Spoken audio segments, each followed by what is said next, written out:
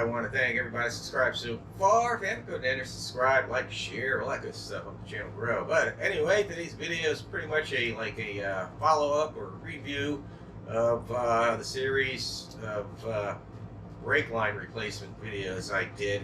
And when I say brake lines, I mean brake lines, not hoses. Those not the hoses that go from the caliper to the lines. I replaced, if you haven't been following, I replaced all the steel 30-year-old rusty brake lines. Well, they're actually not too rusty, but I'll show you, get more into that soon, on my 90 Corvette. And there's a lot of them, and I'll go over that here in a second. Hold tight, I'll change the camera view.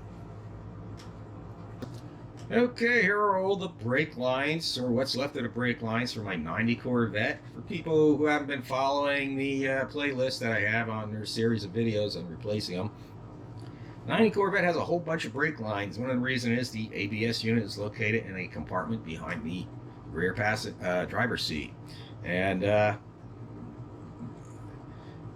there's two lines that run from the master cylinder all the way back, and there's two lines that run all the way up front, and then there's another line that crosses over. That's 5 lines. Then there's your line that runs for your evap system. That comes in the kit. I'll leave a link in the description box below to that kit I got by a Summit. And then there's another line that comes out of the ABS, this one to be exact, and goes to a T-fitting, and then that tees off to 2 other lines.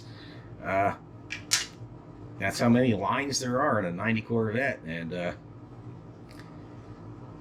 you could see in the past, one of the previous owners replaced a bunch of them that run under the frame rail. They were either damaged or corroded, and they used these couplers. Whoever did it actually did a very good job. You can see this one here is in real nice shape because it was up inside the ABS compartment where it's dry. But you see where these ones under there were, you know, getting covered with goop and stuff. There's nothing wrong with these. These are the regular compression fittings, so they're not a compression fitting, but the kind where you they're basically the same as the factory fittings. They just screw into a block. You flare them and then screw them into these blocks and join them together. That's the correct way to do lines if you replace a sectional line. Don't use those compression style that I just mentioned. Those are bad news. One of the reasons I want to replace them, I just didn't like having all these fittings, even though they were all good. They could have went, you know, the rest of the life that I owned a car, or my life, or whatever, and they would have been good. That being said, this factory original line that comes out of the ABS unit, this is where it comes out of the ABS unit of the car. I don't know if you can see it good in that video, how corroded it is. It's corroded and pitted, and I'd say it's some areas pitted about halfway through the thickness of this line. And these lines are under a lot of pressure. It's been just a matter of time, probably, before it just got on the brakes one day and it went pop. So, and then I probably run into the rear of somebody, probably one of my viewers. So, as a peace of mind, I'm glad I did this. Don't go on out and, you know, oh, my Corvette's 30 years old, I better go out and replace the brake lines. You know, if you have a car that's been down south its whole life, and there was a garage queen or very low miles in nice shape, you almost don't have to do anything with the metal brake lines. If anything, you might have to replace the rubber hoses that go from the caliper to the brake lines, because they, over time, whether they were used or not, they're going to deteriorate. But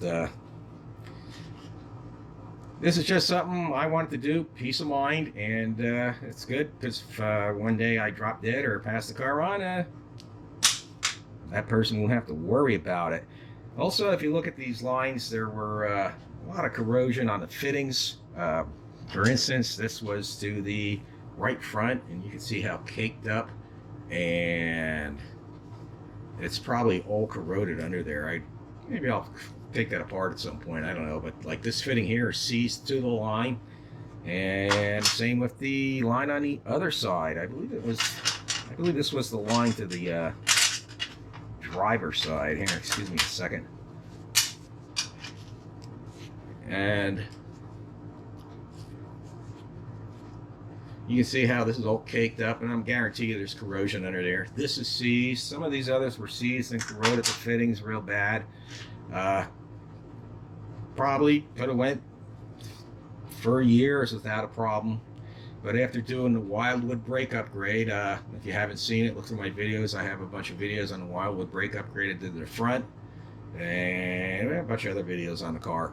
But anyway, something to consider if you have a car, especially that's been in the north where there's snow and ice and it's seen bad weather or whatever, been sitting in a field. This applies to any car. It's not a C4 Corvette. The brake lines will corrode. I used the stainless steel line kit, like I said, links down in the description.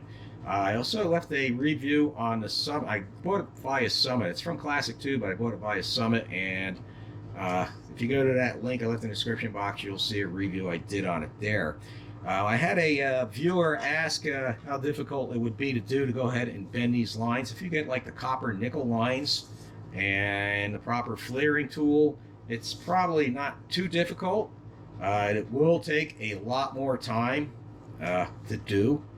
For instance, you got to flare all these ends, and you got to make sure you get the right fittings, because these are metric fittings, and these are European bubble flares, not the double flare. So if you go that route, plan on a lot of work or plan on using a lot of these couplers. That's all I have to say on that. You can get that same kit in plain steel, I believe, too, if you don't want to deal with the stainless steels. Stainless steel, when you need to bend it, like I didn't have to tweak it here and there when installing it in the car, and it is a lot more difficult to bend than the plain steel tubing. Like this here is steel tubing. I can bend this pretty easy, as you can see. And of course, you got to be careful not to kink it, and you should use a tubing bender. But you are going to have to bend some of these lines in order to route them without taking the entire car apart. So keep that in mind. Anyway, that's just it. I'm real happy I did this. I feel it completes the brake upgrades I did, and it's a good peace of mind. And if you watch the other videos, I hope it was helpful and gives you an idea of what to do. You can do this whole job in a weekend easy, maybe even a day. I would say spend a weekend. It depends how much other work you're doing with it, because as you do this, you're going to run in, if your car is real old and has corrosion issue, you're going to run into other problems. So leave time, plan on that when you do that. But anyway, like I said, I'm going to end this video here. It's March 12th, 2022, and it looks like we're having our last snowstorm of the season right now. So anyway, check back on the channel for other projects. Everybody have a great day, and God bless.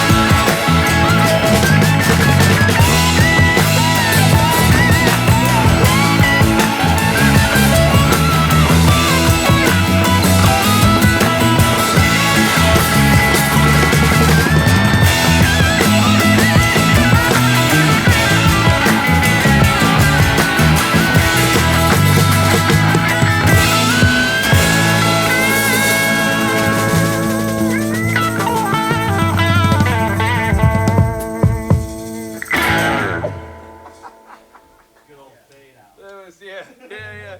Sorry, I was like, what is he trying to do?